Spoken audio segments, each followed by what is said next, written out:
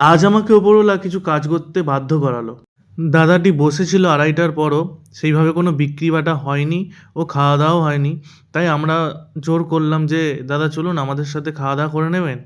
অনেকবার বলার পরও কিছুতেই উনি রাজি হলেন না।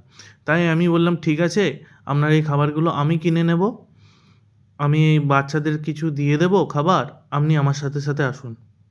বাচ্চারাও ফ্রি এর খাবার সেই ভেবেই খুব আনন্দ সহকারে নিতে লাগলো এবং আমি এক, এক করে বহু বাচ্চার হাতে তুলে দিতে লাগলাম। অনেক ঘুরে আমি প্রায় ৫০-৬০ জন বাচ্চার হাতে তুলে দিতে পেরেছি খাবার।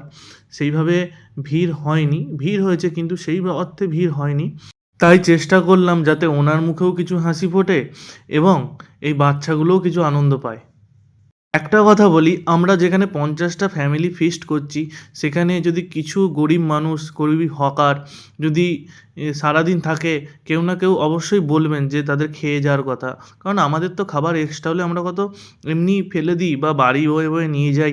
তো এই মানুষগুলোকে খাওয়ালে তো একটা মানসিক শান্তিও পাওয়া যায়। আমার ভিডিও করার উদ্দেশ্য নিজের বিজ্ঞাপন করা নয়।